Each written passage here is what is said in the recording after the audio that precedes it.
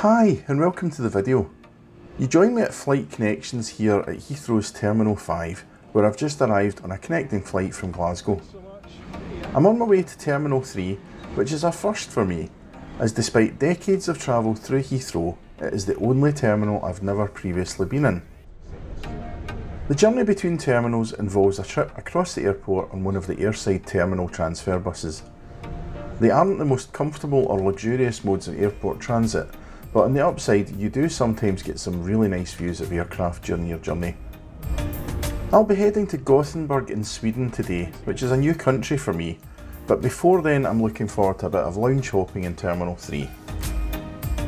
I have to say that the Flight Connections experience at Terminal 3 was appalling for me on this trip. There was only a single scanner operating at security for connecting passengers, and it took me over 40 minutes just to get through security as a result. It's worth keeping this in mind if you're connecting between terminals for flights. For those who don't know, Terminal 3 is home to several Oneworld airline lounges. These lounges are accessible to Oneworld frequent flyers with the appropriate status, as well as customers flying in business or first class. In addition to the numerous Oneworld and other airline lounges, if you're a holder of an American Express Platinum or Centurion card, you can also access the Centurion Lounge here in Terminal 3. The terminal doesn't benefit from a lot of windows or natural light, and as a result it felt quite closed in to me. While it's nowhere near as large as Terminal 5, it still has a good selection of shops and food outlets to choose from. The lounge pavilion has a slightly confusing lettering system, with lounges B to E going to the left and lounges F and H to the right. The reason I say it's confusing is that the B lounge is the closest to you, with E being furthest away. By virtue of it being closest, first up today is the Qantas Lounge, which I was able to access as a BA Gold or Oneworld Emerald card holder. The entire downstairs is dedicated to an a la carte dining area and bar.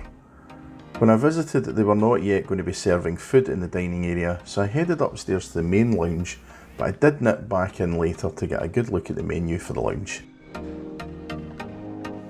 At the top of the stairs you're greeted by an impressive round marble cocktail bar with a selection of soft seating either side.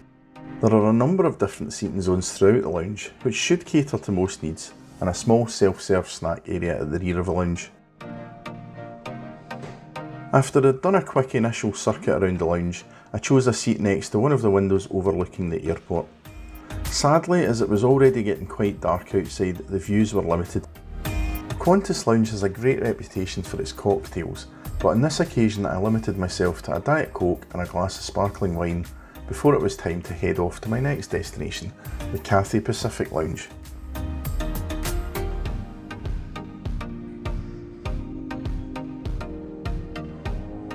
This is quite literally next door to the Qantas Lounge and is accessed via a lift to the floor above.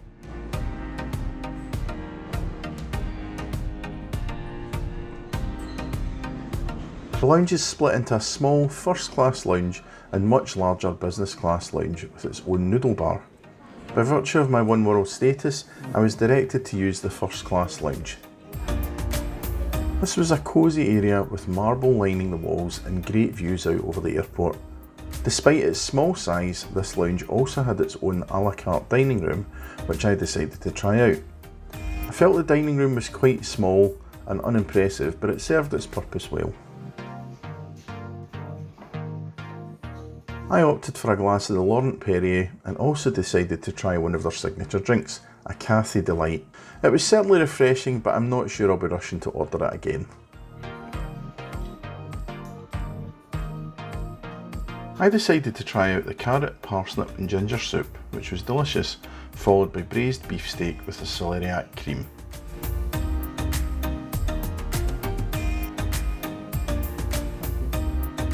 Having dealt with my hunger pangs and with more lounges still to explore, I decided to have a quick look around the Cathay Business Lounge.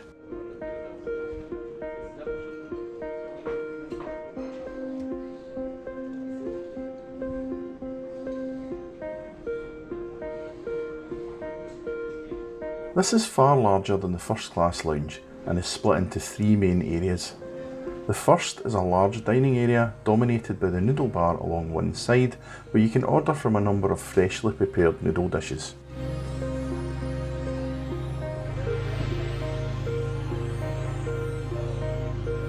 The middle has a small self-serve buffet area, and the rear section offers soft seating and a full bar service. It was a really pleasant area, and I fully intend to try out that noodle bar on a future visit.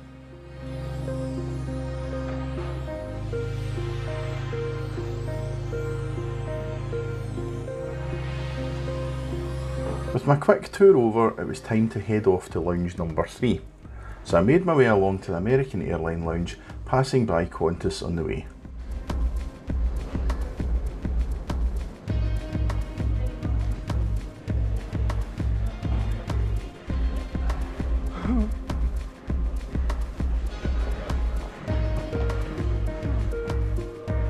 Located in the Lounge H zone, this is on the ground floor, with stairs to the side leading up to the Virgin Clubhouse, which I'd love to try out someday. I was greeted with the lounge staff and made my way through, noting that the international first class lounge section to the right of the entrance was not available to me and is reserved exclusively for eligible customers on American's transatlantic services. The American lounge is a good size and was all but deserted at the time I visited, but I have to say that I felt it was completely lacking in any character.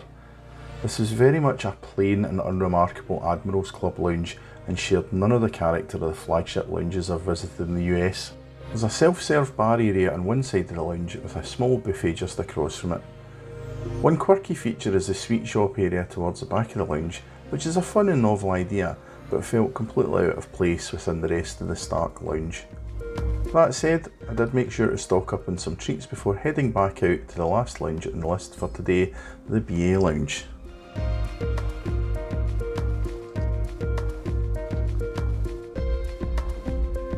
This is the Galleries Club Lounge here in Terminal 3. There is a separate Galleries First Lounge for passengers travelling in First, BA Gold or Oneworld Emerald members to use, but unfortunately I hadn't noticed that my camera battery had died when I went round that lounge, so I'm afraid I don't have footage for it. If you've ever been in any of BA's Gallery Club lounges before, then this will have a familiar look and feel to it. It is a good sized lounge as you would expect from BA's presence here in Terminal 3. There's a self-serve hot buffet station as you enter the lounge and a variety of seating throughout. There's a small kids playroom, and towards the back of the lounge you'll find a self-pour bar with a decent selection of premium spirits on offer. I didn't spend a huge amount of time in this lounge, having been in so many of BA's lounges before, so after a quick stop it was time to head along to Gate 9. It was great to see that BA were actually operating a separate queue for Group 1, 2 and 3 customers, so I was scanned and into the holding area fairly quickly. It's an odd quirk of Terminal 3 that you're scanned through just to wait in a holding pen rather than as you're heading down towards the jet bridge. Annoyingly, we had around a 30-minute delay due to the late arrival of our inbound aircraft. When we did finally board, this was once again done strictly by boarding groups, with Group 1 called first. It seems to happen so seldom these days that it's nice when it does, and it would be such a small thing for BA to be more consistent with. Our aircraft for this evening's flight was this 14-year-old Airbus A320.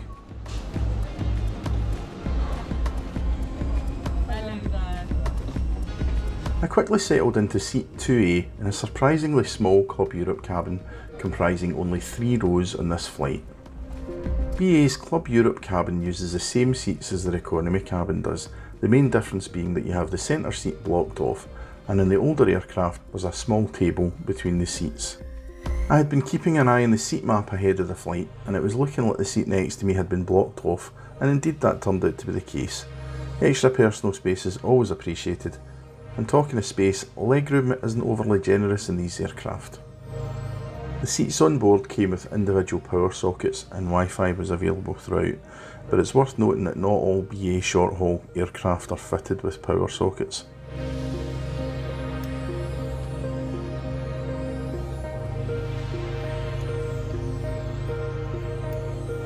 Once boarding was complete, we pushed back from the stand and made a relatively short taxi over to runway 27 left.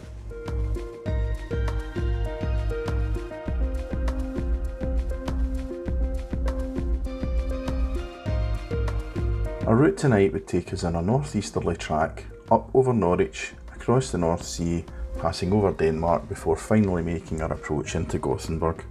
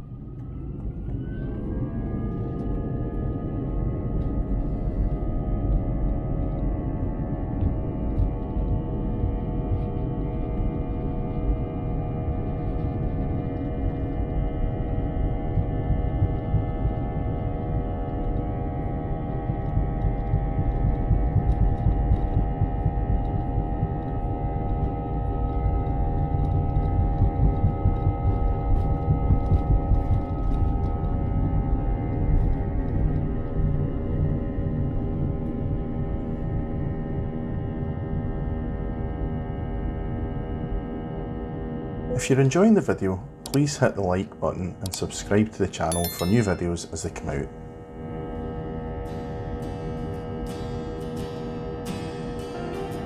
The cabin crew came round shortly after takeoff to take drink and dinner orders, addressing me by name, which is always appreciated when it happens. There were no menus handed out, but we were offered a choice of chicken and leek pie, vegetable korma or a cold beef salad, and I opted for the pie, which was fairly tasty. Even though it was dark outside, there were some great views out towards the lights of Gothenburg on our approach to the airport, and before too long we were touching down on runway 3 at the Gothenburg Landvetter Airport.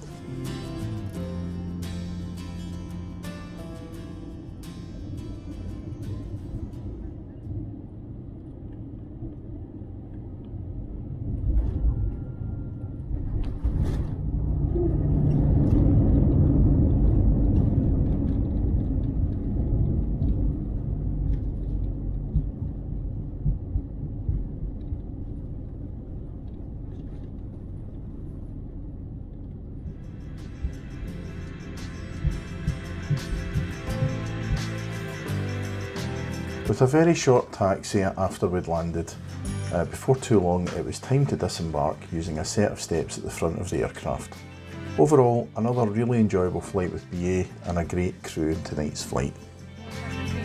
Please do use the handbag provided for any information. Thanks again. I hope your nose is alright.